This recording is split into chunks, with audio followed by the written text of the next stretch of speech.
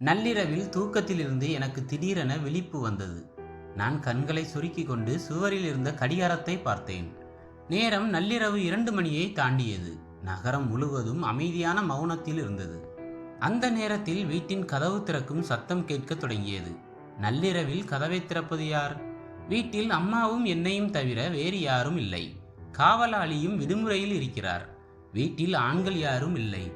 அப்படி என்றால் திருடர்கள் யாராவது வீட்டிற்குள் நுழைந்து விட்டார்களா என்று யோசித்த போது என் இதயம் வேகமாக துடிக்க ஆரம்பித்தது. பிறகு நான் படுக்கையிலிருந்து எழுந்து மெதுவாக தூங்கிக் கொண்டிருந்த அறையின் கதவை திறந்து ஹாலின் பக்கம் பார்த்தேன். ஹாலில் இருந்து நேராக அம்மாவின் அறைக்கு சென்று பார்த்தபோது அம்மா அறையில் இல்லை. குளியல் அறையிலும் இல்லை. வீடு முழுவதும் தேடியும் அம்மா எங்கும் காணவில்லை. அம்மாவின் அறையிலிருந்து வெளியே வந்து ஹாலின் கதவை பார்த்தபோது கதவின் பூட்டு திறந்திருப்பது தெரிந்தது. அம்மா வெளியே ஏதாவது போயிருக்காளா? அவள் இந்த இரவு நேரத்தில் வெளியே போய் என்ன வேலை செய்கிறாள் என்று யோசித்த போது எனக்கு எதுவும் புரியவில்லை. பிறகு நான் கதவை திறந்து வெளியே வந்து பார்த்தபோது வீட்டின் முன்பக்க கேட்டு திறந்திருந்தது.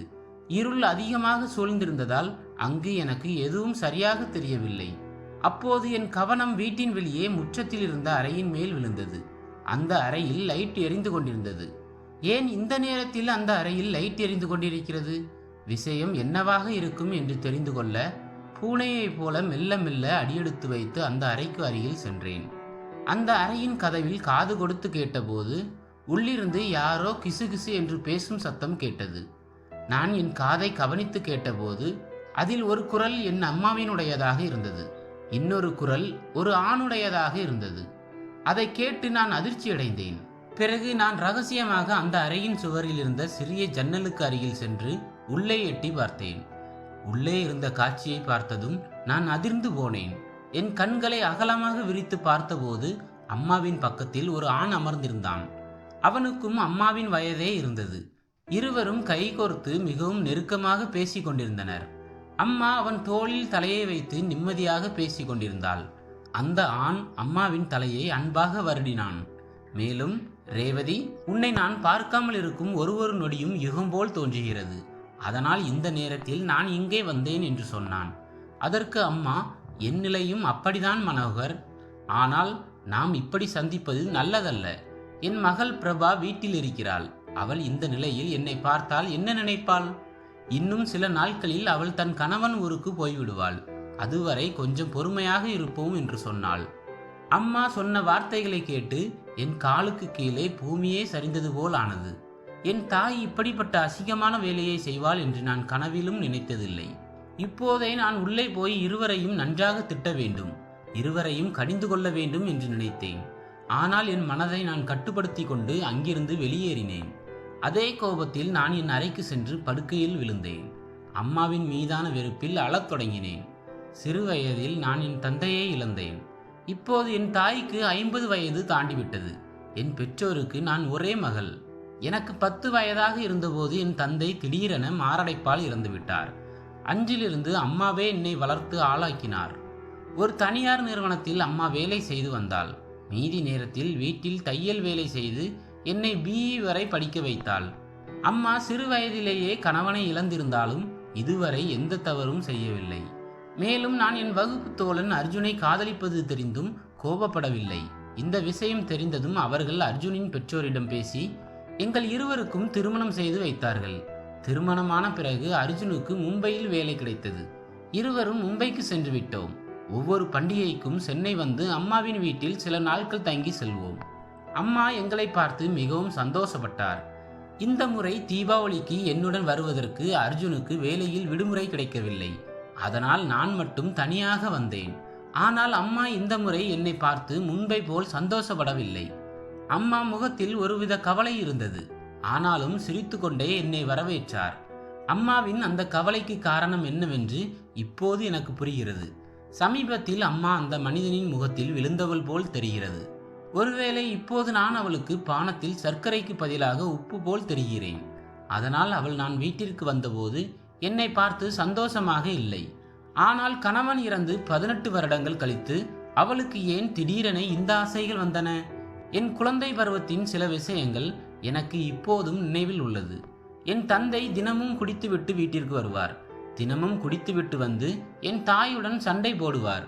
அவர்களின் சண்டை எல்லையை மீறும்போது அம்மாவை அடிக்கக்கூட அப்பா தயங்கியது இல்லை, நன்றாக அடிப்பார். ஆனால் அப்பா ஏன் அப்படி செய்கிறார் என்று எனக்கு அப்போது புரியவில்லை. ஆனால் சில நாட்களில் எனக்கு விஷயம் தெரிந்தது. அம்மாவுக்கு அப்பா என்றால் பிடிக்காது. அவரிடம் கட்டாயமாக குடும்பம் நடத்தினார். இரவு நேரத்தில் அம்மா அப்பாவுடன் படுப்பதற்கு பதிலாக என்னுடன் வந்து படுப்பாள். இதை பார்த்து பொறுக்க முடியாத என் தந்தை தினமும் குடித்துவிட்டு வந்து அம்மாவை அடிப்பார். திருமணமான மனைவியே என்னை காதலிக்கவில்லை என்ற வேதனையில் அப்பா குடிப்பழக்கத்திற்கு அடிமையாகி இருக்கலாம். அம்மாவுக்கு அப்பா பிடிக்கவில்லை என்பது உண்மையாக இருந்தால் அம்மா ஏன் தன் குடும்பத்தை கெடுத்து கொண்டாள் என்று தோன்றுகிறது. தாலி கட்டிய கணவனுக்கு மனைவி ஆதரவாக கூட நிற்கவில்லை என்றால் எந்த மனிதனாலும் எப்படி தாக்குப்பிடிக்க முடியும்? ஒருவேளை இதுதான் காரணமாக இருக்கலாம். அதனால்தான் அதிகமாக குடித்து குடித்து அவர் சிறு வயதிலேயே இறந்து போயிருக்கலாம். அப்பா இறப்பதற்கு மறைமுகமான காரணம் அம்மாதான் என்று எனக்கு தோன்றுகிறது. இதை யோசித்து யோசித்து நான் தூங்கியே போனேன். ஆனால் இரவு முழுவதும் எனக்கு கெட்ட கனவுகள் வந்ததால் நான் நிம்மதியாக தூங்க முடியவில்லை. காலையில் எழுந்ததும் என் தலை மிகவும் பாரமாக இருந்தது போல் தோன்றியது. இந்த விஷயத்தை நான் மற்றவர்களிடம் சொல்லாமல் எனக்குள்ளேயே வைத்து கொண்டால் என் தலையின் பாரம் குறையாது என்று எனக்கு தோன்றியது. ஆனால் அம்மா எதுவும் நடக்காதது போல் அமைதியாக இருக்கிறாள். அதை பார்த்து என்னால் அவளிடம் பேசக்கூட முடியவில்லை. பிறகு நான் என் கணவனுக்கு போன் செய்து அம்மாவை பற்றி சொல்ல வேண்டும் என்று நினைத்தேன். ஆனால் நான் அப்படி செய்தால் என் கணவன் பார்வையில் நான் சிறியவளாகி விடுவேன் என்று எனக்கு பயமாக இருந்தது. இப்போது எனக்கு இருக்கும் ஒரே தோழியான சர்மிளா கோயம்பேட்டில் இருக்கிறாள். என் வேதனையை அவளிடம் சொல்ல வேண்டும் என்று நினைத்து விருப்பமில்லாமல் என் வீட்டில் சாப்பிட்டுவிட்டு அம்மாவிடம் நான் சர்மிளா வீட்டுக்கு போய் வருகிறேன் என்று சொல்லிவிட்டு கிளம்பினேன். பிறகு ஆட்டோ பிடித்து தோழியின் வீட்டிற்கு வந்து சேர்ந்தேன். ஒரு போன் கூட செய்யாமல் நேரடியாக வந்ததை பார்த்து சர்மிளாவுக்கு ஆச்சரியமாக இருந்தது. நான் மனச்சோர்வில் இருப்பதை பார்த்த சர்மிளா அவளின் அறைக்கு அழைத்து சென்று உனக்கு என்ன ஆச்சு என்று என்னை பற்றி விசாரித்தாள். அப்போது இரவில் வீட்டில் நான் பார்த்த எல்லா விஷயத்தையும் அவளிடம் சொன்னேன். நான் சொன்ன வார்த்தைகளை கேட்ட அவள் என்னை நம்பாதவள் போல் பார்த்தாள். மேலும், பிரபா, உன் அம்மாவை பற்றி எனக்கு நன்றாக தெரியும். அவர் நெருப்பு மாதிரி. அவர் இதை செய்தார் என்று என்னால் நம்பக்கூட முடியவில்லை. அவர் வேறு ஆண்களை எட்டி கூட பார்க்க மாட்டார். அப்படிப்பட்டவரை பற்றி நீ இப்படி சொல்கிறாய் என்றால் என்னால் நம்ப முடியவில்லை என்று சொன்னாள். ஆமாம், வேறு யாராவது என்னிடம் இந்த விஷயம் சொன்னால் நானும் கண்டிப்பாக நம்பியிருக்க மாட்டேன். ஆனால் இது எல்லாவற்றையும் நான் என் கண்ணால் பார்த்தேன். அம்மா அந்த மனிதனிடம் எவ்வளவு அன்பாக சந்தோஷமாக இருந்தார் என்றால் அப்பாவின் அருகில் ஒரு நாள் கூட அப்படி இருந்ததை நான் பார்த்ததே இல்லை. கணவன் இறந்த பிறகு ஒரு பெண் தன் எல்லா ஆசைகளையும் கொன்றுவிட வேண்டும் என்று நான் சொல்லவில்லை. ஆனால் மனிதனுக்கு ஒழுக்கங்கள் மற்றும் குடும்ப கௌரவம் கூட முக்கியம் இல்லையா? அப்பா இறந்த பிறகு அம்மா வேறு திருமணம் செய்யாமல் நீண்ட காலம் வாழ்ந்திருக்கிறார். ஆனால் இந்த வயதான காலத்தில் ஏன் இப்படிப்பட்ட வேலைகளை செய்கிறாள் என்று எனக்கு புரியவில்லை என்று கோபமாக சொன்னேன். என் கோபத்தை பார்த்த சர்மிளா என் அருகில் வந்து என் தோளில் கை வைத்தாள். இங்க பாரு பிரபா, உன் அம்மா சிறியவர் இல்லை. அவருக்கு இருக்கும் வயதின் அனுபவம் நிச்சயமாக உனக்கு இல்லை. அதனால் நீ இந்த விஷயம் பற்றி அவர்கள் மீது எந்த முடிவும் எடுக்காதே. இப்படிப்பட்ட உணர்வுபூர்வமான விஷயத்தில் தாயை மகளே கடிந்து கொண்டால் அந்த தாயின் உணர்வு எப்படி இருக்கும் என்று சொல்வது மிகவும் கடினம். இந்த அவமானத்தின் சுமையை சுமந்து அவள் எந்த கெட்ட முடிவும் எடுக்கலாம். அதனால் நீ கொஞ்ச நாள் பொறுமையாக இரு. உன் அம்மா ஒரு நொடி ஆவேசத்தில் தவறு செய்யும் பலவீனமான மனதுடைய நபர் இல்லை. இதன் பின்னால் இருக்கும் ரகசியம் என்னவென்று தெரிந்து கொள்ளும் வரை இந்த விஷயம் பற்றி உன் தாயிடம் எதுவும் பேசாதே என்று சொன்னாள். தோழியின் வார்த்தைக்கு நான் மௌனமாகவே பதிலளித்தேன். ஆனால் என் மனதின் குழப்பம் இன்னும் குறையவில்லை. பிறகு அம்மாவிடமிருந்து எனக்கு போன் வந்தது. சாப்பாட்டு நேரம் ஆகிவிட்டது, வீட்டுக்கு வா என்று சொன்னார்கள். ஆனால் எனக்கு வீட்டிற்கு போக மனம் இல்லை. அதனால் நான் இப்போது ஒரு ஃபங்க்ஷனுக்கு போகிறேன். நான் அங்கேயே சாப்பிடுகிறேன். வீட்டிற்கு சாப்பிட வரமாட்டேன் என்று சொல்லி தப்பித்தேன். அதன் பிறகு சர்மிளா கட்டாயப்படுத்தி என்னை சாப்பிட சொன்னாள். நான் அப்போது அவள் வீட்டில் 4 வாய் சாப்பிட்டு விட்டு சாப்பாடு போதும் என்று சாப்பிடுவதை நிறுத்தினேன். பிறகு மாலை 4 மணி ஆனதும் ஆட்டோ பிடித்து வீட்டிற்கு கிளம்ப வேண்டும் என்று நினைத்தேன். அதன்படி என் தோழியிடம் வீட்டிற்கு போகிறேன் என்று சொல்லி கிளம்பினேன். வெளியே வந்து ஆட்டோவில் ஏறி சீக்கிரம் வீட்டிற்கு போக வேண்டும் என்று ஆசை இல்லை. அதனால் வழி முழுவதும் கால்நடையாக மெதுவாக நடந்து போய் கொண்டிருந்தேன். வழியில் போகும்போது எனக்கு அம்மாவின் சிந்தனையே மனதில் ஓடியது. அம்மா ஏன் இப்படி செய்தாள்? நாளை எனக்கு குழந்தைகள் பிறந்தால் அவள் பாட்டியாகி விடுவாள். பேர குழந்தைகளை பார்த்து சந்தோஷப்பட வேண்டிய வயதில் அவளுக்கு இளமையின் மோகம் ஏன் வந்தது? இவர்கள் இப்படி நடந்து கொள்வதால் குடும்பத்தின் மரியாதை என்னாவது என்ற உணர்வு கூட இவர்களுக்கு இல்லையா? அவளுக்கு அவன் மீது அவ்வளவு ஆசை இருந்தால் அவளுக்கு ஞான உதயம் வரும்படி நான் என்ன செய்வது? இப்படிப்பட்ட சிந்தனைகளால் நான் என் தலையே வெடிக்கும் நிலை காணேன். நான் இப்படி யோசித்து கொண்டு 1-2 கிலோமீட்டர் நடந்த பிறகு வழியில் ஒரு பொது பூங்கா தெரிந்தது. கொஞ்ச நேரம் அங்கு உட்கார்ந்து போகலாம் என்று அந்த பூங்காவிற்குள் போகும்போது அப்போதுதான் பூங்காவிலிருந்து வெளியே வந்து கொண்டிருந்த ஒரு மனிதனை பார்த்தேன். அவனை பார்த்ததும் நான் அடையாளம் கண்டு கொண்டேன். இரவில் அம்மாவின் அருகில் வந்து இருந்த மனிதன் இவன்தான். அவன் முகம் என் மனதில் நன்றாகவே பதிந்திருந்தது. அவன் என்னை பார்க்கவில்லை. அவன் மரியாதைக்கு உரியவன் போல் நடைபாதையில் நடந்து போய் கொண்டிருந்தான். நான் அவனை பின்தொடர்ந்து சென்றேன். அவன் நேராக ஒரு காலனிக்குள் நுழைந்தான். அங்கு ஒரு வீட்டின் பக்கத்தில் இருந்த படிக்கட்டில் ஏறி மேலே போன பிறகு நான் அவன் பின்னால் படிக்கட்டுகளில் ஏறி மேலே போனேன். எனக்கு பயமாக இருந்தது. ஆனாலும் தைரியம் வரவழைத்து நேராக பால்கனிக்கு போனேன். அங்கு மல்லிகை பூக்களால் பால்கனி அழகாக இருந்தது. பால்கனியில் இருந்து இறங்கி நான் அந்த வீட்டின் கதவு வரையில் வந்து நின்றேன். கொஞ்சம் பயத்துடன் வீட்டின் உள்ளே போனேன். ஹாலில் யாரும் இல்லை. ஆனால் சமையலறையிலிருந்து டீ செய்யும் வாசனை வந்தது. அப்போது எனக்கு அந்த மனிதன் சமையலறையில் இருக்கிறான் என்று புரிந்தது. நான் சமையலறைக்கு போய்க் கொண்டிருக்கும் போது என் காலின் கொலுசு சத்தம் கேட்டு யார் என்று கூச்சலிட்டு கேட்டார். அப்போது நான் உடனே அங்கு நின்று கொண்டேன். என்ன சொல்ல வேண்டும் என்று எனக்கு புரியாமல் நான் என்று சொன்னேன். அப்போது அவர், நான் என்றால் உங்கள் பெயர் மிகவும் நல்ல பெயர்தான். நீங்கள் அந்த சோபாவில் உட்காருங்கள், நான் 2 நிமிடத்தில் வருகிறேன் என்று சிரித்து கொண்டே சொன்னார். ஆனால் நான் சிரிக்கவில்லை. ஹாலில் சோபாவில் உட்கார்ந்து அவனுக்காக காத்து கொண்டிருந்தேன். பிறகு ஒரு தட்டில் 2 கப் டீ கொண்டு வந்தார். என்னை பேச விடாமல் 1 கப் டீயுடன் 1 டம்ளர் தண்ணீர் கொடுத்தார். நான் மிகவும் தாகமாக இருந்ததால் 1 டம்ளர் தண்ணீர் குடித்துவிட்டு டீ எடுத்து 1 தடவை குடித்தேன். அந்த டீ மிகவும் அற்புதமாக இருந்தது. பிறகு நான் டீயை முழுவதுமாக குடித்தேன். சொடக்கு போடுவதற்குள் என் சோர்வு எல்லாம் குறைந்தது. அப்போது அந்த மனிதர் கேட்டார், இப்போது சொல்லுமா, யார் நீ? என் வீட்டில் உனக்கு என்ன வேலை என்று டீ குடித்து கொண்டே கேட்டார். நான் சொல்ல தயங்கினேன். அப்போது அந்த மனிதன் என் முகத்தை கூர்ந்து பார்த்தான். அப்போது அவன் கண்கள் மின்னல் போல் என்னை அடையாளம் கண்டன. நீ ரேவதியின் மகளா என்று கேட்டார். ஆமாம், நான் ரேவதியின் மகள்தான். நீங்கள் நேற்று நள்ளிரவு எங்கள் வீட்டிற்கு வந்ததை நான் பார்த்தேன் என்று சொன்னேன். என் பதிலில் எச்சரிக்கை தோணி இருந்தது. அவர் ஆச்சரியமாக என்னை பார்த்தார். இந்த விஷயத்தை உன் அம்மாவுக்கு சொல்லிட்டாயா என்று பதட்டத்தில் கேட்டார். இல்லை, சொல்லவில்லை என்றேன்.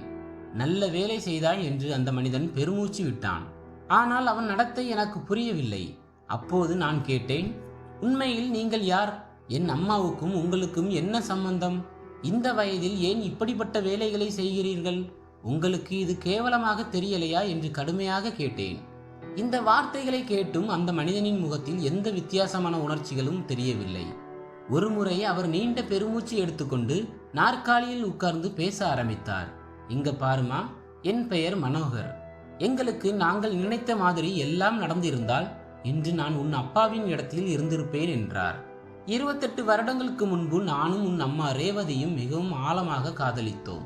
இருவரும் திருமணம் செய்து கொள்ள நினைத்தோம். ஆனால் ரேவதியை உன் தந்தை மோகன் கூட ஒரு தலையாக காதலித்தானாம். அவன் உன் அம்மாவின் அத்தை மகன், மிகவும் பணக்காரன். ஆனால் அவனை உன் அம்மாவுக்கு பிடிக்கவில்லை. எந்த சூழ்நிலையிலும் நான் அவனை திருமணம் செய்து கொள்ள மாட்டேன் என்று ரேவதி தன் பெற்றோரிடம் திட்டவட்டமாக சொன்னாள். ஆனால் மோகன் ரேவதிக்கு என்னை பிடிக்கவில்லை என்றாலும் நான் அவளை திருமணம் செய்து கொள்வேன் என்று சபதம் செய்தான். அதன் பிறகு என்ன நடந்தது என்று தெரியவில்லை. ஒரு நாள் ரேவதி திடீரென என் அருகில் வந்து, நான் சொல்வது போல் நீ செய் என்று சொன்னாள். எனக்கு பயமாக இருந்தது. நான் என்ன செய்ய வேண்டும்? என்ன ஆனது? எனக்கு சொல்லு என்று கேட்டேன். அப்போது அவள், இப்போது நீ நான் சொல்வது போல் செய் என்று அதட்டினாள். அவள் சொன்ன வார்த்தையை கேட்டு என் இதயம் உடைந்தது. வீட்டில் பெரியவர்களின் வார்த்தைக்கு என் இதயம் உடைந்து விட்டது. நான் மோகனை திருமணம் செய்து கொள்கிறேன். என்னை மறந்துவிட்டு நீ வேறு ஏதாவது நல்ல பெண்ணை திருமணம் செய்து கொள் என்று கேட்டுக்கொண்டாள். திடீரென ஏன் மனதை மாற்றினாய் ரேவதி? இப்போது என்ன ஆனது என்று எவ்வளவு கேட்டாலும் அவள் எதுவும் சொல்லாமல் கிளம்பி போனாள். இதன் பிறகு சில நாட்களிலேயே அவசரமாக மோகனை ரேவதி திருமணம் செய்தாள். சிறு வயதிலேயே பெற்றோரை இழந்து நான் தனியாகவே வாழ்ந்தேன். ரேவதியை சந்தித்த பிறகு அவளே எனக்கு அனைத்தும் என்று எண்ணினேன். அவள் இல்லாத வாழ்க்கையை என்னால் நினைக்கவே முடியவில்லை. என் வாழ்க்கையில் விரக்தியுடன் தற்கொலை செய்ய நினைத்தேன். அப்போது ஒரு பெரிய மனிதர் என்னை காப்பாற்றி மனித பிறவியின் உண்மை பொருளை எடுத்து காட்டினார். நீ உயிரை துறக்க நினைக்கிறாய், ஆனால் அதை ஒரு நல்ல காரியத்திற்காக தியாகம் செய் என்று அவர் எனக்கு அறிவுரை கூறினார். அதை எண்ணிக்கொண்டு நான் உடனே இராணுவத்தில் சேர்ந்து உயிரை பணையாக வைத்து எதிரிகளை எதிர்த்து போராடினேன். என் விரக்தி தைரியமாக மாறியது. நான் எந்த வேலைகளையும் செய்ய விரும்பவில்லை. ஆனால் என் வாழ்க்கையில் பல உயிர்களை காப்பாற்ற வேண்டியதாயிற்று. நான் தேசத்திற்கு சேவை செய்தேன். ஆனால் கடவுள் எனக்கு என் காதலை தர மறுத்துவிட்டார் என்று நினைத்தேன். இராணுவத்திலிருந்து ஓய்வு பெற்ற பிறகும் நான் நாட்டின் பல பகுதிகளில் சமூக சேவை செய்தேன். வயது அதிகமாகிய போது என் சொந்த ஊருக்கு போக வேண்டும் என்று நினைத்தேன். இங்கு வந்து குடியமர்ந்த பிறகு ஒரு நாள் சாலை பயணத்தின் போது உன் அம்மாவை சந்தித்தேன். 28 வருடங்களுக்கு பிறகு ஒருவரை ஒருவர் அடையாளம் காணும் அந்த தருணங்கள் எங்கள் ஆழ்ந்த காதலின் சாட்சியாக இருந்தது. அந்த சந்திப்பில் மனதின் ஆழத்திலிருந்து உணர்வுகள் எழுந்தன. அவற்றை வார்த்தைகளால் விளக்க முடியவில்லை.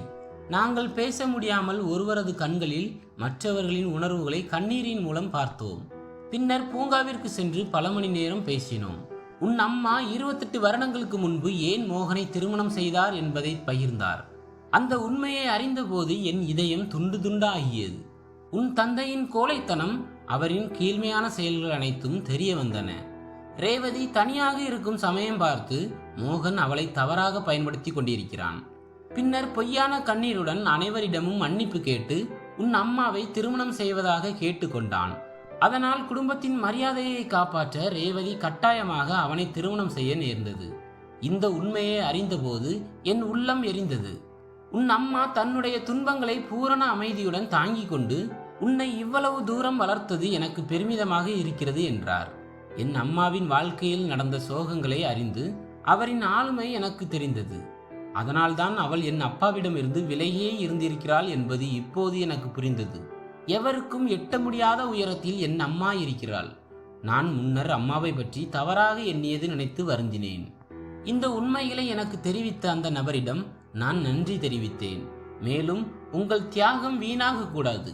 நீங்கள் இருவரும் மீண்டும் இணைந்து உங்கள் மீதான பழைய துயரங்களை மறக்க வேண்டும் என்று நான் உறுதியாக கூறினேன். அவரின் முகத்தில் மகிழ்ச்சி மலர்ந்தது. நீங்கள் எனக்கு இனிமேல் தந்தையாகவே இருங்கள் என்று சொன்னபோது அவர் கண்களில் மகிழ்ச்சியின் கண்ணீர் பெருக்கெடுத்து நின்றது.